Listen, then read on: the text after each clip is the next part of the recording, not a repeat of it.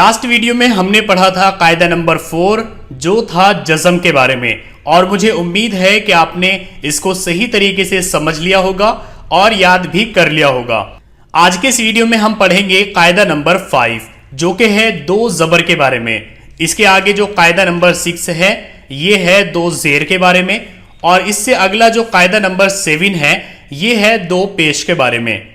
ये जो दो ज़बर, दो ज़ेर और दो पेश होते हैं इनको तनवीन कहा जाता है, और जिस हरूफ पर भी ये ज़बर या ज़ेर या पेश लग जाते हैं उसमें एक नून की आवाज़ निकलती है।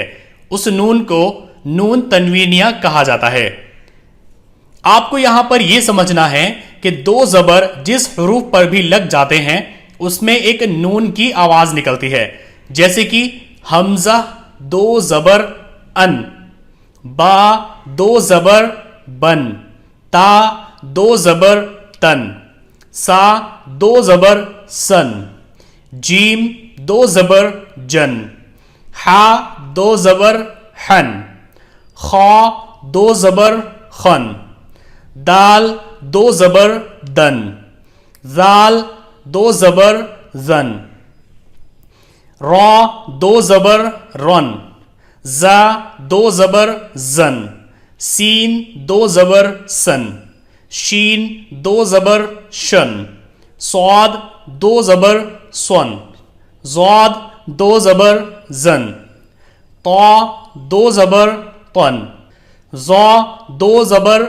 जन, आइन दो ज़बर अन, गैन दो ज़बर गन, फा दो ज़बर फन, क़ाफ दो ज़बर क़न, काफ दो ज़बर कन, लाम दो ज़बर लन, मीम दो ज़बर मन, नून दो ज़बर नन, वाव दो ज़बर वन, हा दो ज़बर हन, और ये भी चारों हा है।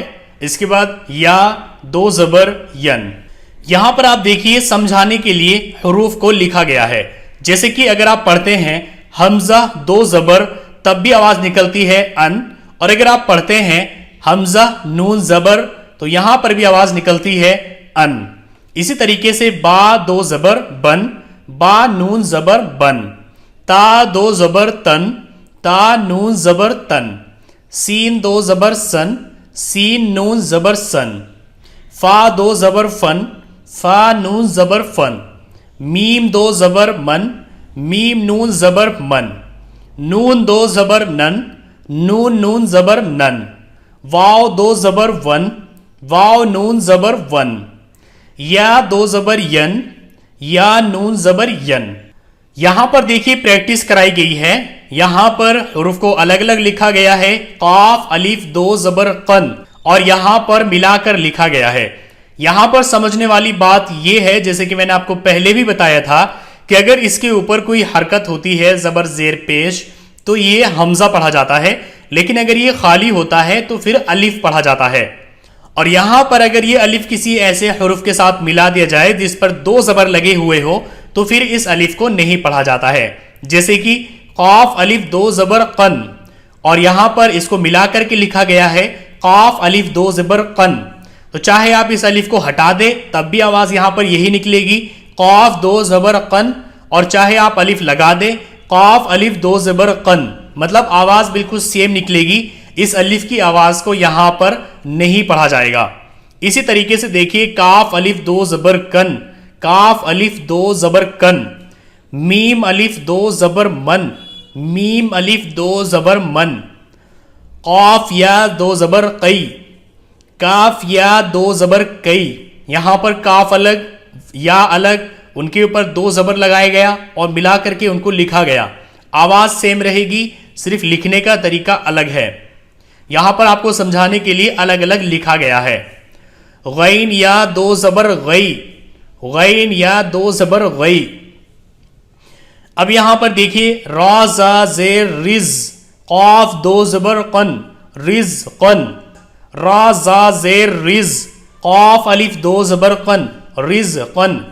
यहां पर समझने वाली बात यह है कि दो हरकत के बाद जब अलिफ आता है तो उसकी आवाज नहीं निकलती है, जैसे कि ये भी रिज़्क़न है اور یہ بھی رزقن ہے. حمزہ میم زیر ام را دو زبر رن ام رن. حمزہ میم زیر ام را الف دو زبر رن ام رن. زا غین زبر زغ را الف دو زبر رن زغ رن. عین سین پیش اس را الف دو زبر رن اس رن. قاف دال پیش قد را زبر را تا دو زبر تن قدرتن.